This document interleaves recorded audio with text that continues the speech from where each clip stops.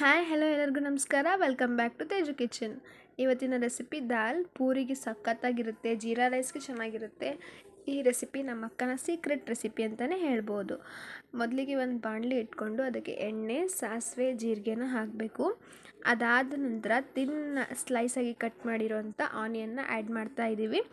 ಆನಿಯನ್ನ add ಮಾಡಿದ ಮೇಲೆ ಸ್ವಲ್ಪ ಹೊತ್ತು ಫ್ರೈ ಮಾಡ್ಕೊಳ್ಬೇಕು. ಚೆನ್ನಾಗಿ ಫ್ರೈ ಮಾಡಬೇಕು. ಆನಿಯನ್ ಏನು ಆ್ಯಡ್ ಮಾಡಿರ್ತೀವಲ್ವ ಅದು ಚೆನ್ನಾಗಿ ಫ್ರೈ ಮಾಡಬೇಕು. ಒಂದು 1 ಮಿನಿಟ್ ಫ್ರೈ ಮಾಡಿದರೆ ಸಾಕು. ಇದು ಸಖತ್ತಾಗಿರುತ್ತೆ. ಇದು ನಮ್ಮ ಅಕ್ಕ ಅವತ್ತು ಮಾಡ್ಬೇಕಾದ್ರೆ ಶೂಟ್ ಮಾಡಿದೆ, ಚೆನ್ನಾಗಿ ಮಾಡಿದ್ಲು. ನಿಮಗೂ ಇಷ್ಟ ಆಗುತ್ತೆ, ಟ್ರೈ ಮಾಡಿ. ಅದಾದಮೇಲೆ ಹಸಿಮೆಣ್ಸಿನ್ಕಾಯಿನ ಹಾಕ್ತಾಯಿದ್ದೀವಿ. ಇಲ್ಲಿ 1 2 3 ಹಸಿಮೆಣ್ಸಿನ್ಕಾಯಿನ ಅವಳು ಹೆಚ್ಚಿಬಿಟ್ಟು ಹಾಕ್ತಾಯಿದ್ದಾಳೆ. ಅದಾದಮೇಲೆ ಕೊತ್ತಂಬರಿ ತೋರಿಸ್ತಿದ್ದೀವಿ, ಲಾಸ್ಟಿಗೆ ಹಾಕಬೇಕು, ಓಕೆನಾ. ಈಗ ಇದಾದಮೇಲೆ ಶುಂಠಿ ಬೆಳ್ಳುಳ್ಳಿನ ಜಜ್ಜಿಟ್ಕೊಂಡಿದ್ದೀವಿ, ಅದನ್ನು ಕೂಡ ಇದಕ್ಕೆ ಆ್ಯಡ್ ಮಾಡಿದ್ವಿ. ಜಜ್ಜಿರೋ ಶುಂಠಿ ಬೆಳ್ಳುಳ್ಳಿ ಹಾಕಿದರೆ ಟೇಸ್ಟ್ ಚೆನ್ನಾಗಿರುತ್ತೆ ಅಂತ ಹಾಕ್ತಾಯಿದ್ದಾರೆ ನೋಡಿ. ಅದನ್ನು ಕೂಡ ಚೆನ್ನಾಗಿ ಫ್ರೈ ಮಾಡಬೇಕು. ಚೆನ್ನಾಗಿ ಫ್ರೈ ಮಾಡಿದ ಮೇಲೆ ಇದಕ್ಕೆ ನಾವು ಕಟ್ ಮಾಡಿರೋಂಥ ಟೊಮ್ಯಾಟೊ, ಒಂದು 4 to 3 ಟೊಮ್ಯಾಟೋಸ್ನ ಕಟ್ ಮಾಡಿದ್ದಾರೆ. ಸೊ ನಿಮಗೆ ಎಷ್ಟು ಟೊಮೆಟೊ ಉಳಿಬೇಕೋ ಅಷ್ಟು ಹಾಕ್ಬೋದು. ನಾವಿಲ್ಲಿ 4 ಟೊಮ್ಯಾಟೋನ ಕಟ್ ಮಾಡಿ ಹಾಕ್ತಾಯಿದ್ದೀವಿ. ಟೊಮೊಟೊ ಹಾಕಿದ ಮೇಲೂ ಕೂಡ ಚೆನ್ನಾಗಿ ಫ್ರೈ ಮಾಡಬೇಕು. ಸ್ವಲ್ಪ ಸಾಲ್ಟ್ ಹಾಕಿ ಫ್ರೈ ಮಾಡಿ. ನಾನು ಇಲ್ಲಿ ಸ್ಕಿಪ್ ಆಗಿದೆ ವಿಡಿಯೋ ಮಾಡ್ಕೊಂಡಿದ್ದು.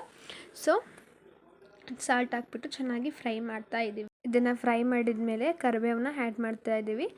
ಕರಿಬೇವು ಒಂದು ಸ್ವಲ್ಪ ಹಾಕಿದರೆ ಸಾಕು, ಜಾಸ್ತಿ ಹಾಕ್ಬೇಕಂತ ಏನಿಲ್ಲ. ಸ್ವಲ್ಪ ಕರಿಬೇವನ್ನ ಆ್ಯಡ್ ಮಾಡ್ಕೊಳ್ಳಿ. ಈಗ ಗರಂ ಮಸಾಲ ಆ್ಯಡ್ ಮಾಡ್ತಾ ಇದ್ದೀವಿ. ಮನೇಲಿ ಮಾಡಿರೋದ್ರೂ ಹಾಕ್ಬೋದು, ಅಂಗಡಿಲಿ ತೊಗೊಂಡು ಬಂದಿರೋದಾದರೂ ಹಾಕ್ಬೋದು ನೋಡಿ. ಈಗ ಗರಂ ಮಸಾಲ ಹಾಕ್ತಾಯಿದ್ದಾರೆ.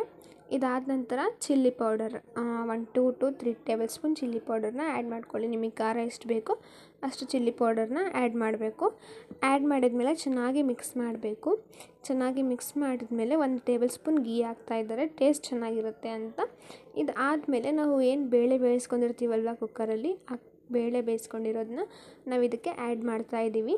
ಆ್ಯಡ್ ಮಾಡಿ ಚೆನ್ನಾಗಿ ಒಂದು ಮಿಕ್ಸ್ ಕೊಟ್ಟರೆ ಇದು ರೆಡಿ ಆಗುತ್ತೆ. ನಿಮಗೆ ಕನ್ಸಿಸ್ಟೆನ್ಸಿ ಎಷ್ಟು ಬೇಕೋ ಅಷ್ಟು ವಾಟರ್ನ ಆ್ಯಡ್ ಮಾಡ್ಕೋಬೋದು. ನಮಗೆ ಇನ್ನೂ ಸ್ವಲ್ಪ ಬೇಕಿತ್ತು ಅಂತ ನಾವು ವಾಟರ್ನ ಆ್ಯಡ್ ಮಾಡಿದ್ದೀವಿ. ಸ್ವಲ್ಪ ಬೇಳೆ ಸ್ಮ್ಯಾಶ್ ಆಗಿದೆ, ಬಟ್ ಚೆನ್ನಾಗಿರುತ್ತೆ ಟೇಸ್ಟ್. ಇದಾದಮೇಲೆ ಅವಳು ಸ್ವಲ್ಪ ವಾಟರ್ ಆ್ಯಡ್ ಮಾಡಿ ಒಂದು ಕುದಿನ ಬೇಯಿಸ್ಬೇಕು. ಒಂದು ಕುದಿ ಬರಬೇಕು.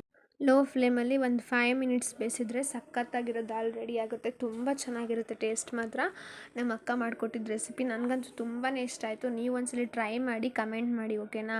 ತುಂಬ ಚೆನ್ನಾಗಿರುತ್ತೆ. ನಾನು ಹೇಳಿದ್ನಲ್ಲ ಆವಾಗಲೇ ನೀರು ಹಾಕ್ಕೊಳ್ತೀವಿ ಅಂತ, ಸ್ವಲ್ಪ ಅದೇ ನೀರನ್ನ ಸ್ವಲ್ಪ ಆ್ಯಡ್ ಮಾಡಿದ್ದೀವಿ. ಈ ರೆಸಿಪಿ ಪೂರಿ, ಜೀರಾ ರೈಸ್ ಜೊತೆಗೆ ಸಖತ್ತಾಗಿರುತ್ತೆ. ಒನ್ ಟೈಮ್ ಟ್ರೈ ಮಾಡಿ, ಕಮೆಂಟ್ ಮಾಡಿ. Okay bye. Like, share, comment ಮಾಡೋದನ್ನ ಮರಿಬೇಡಿ. And also subscribe to my channel. Bye.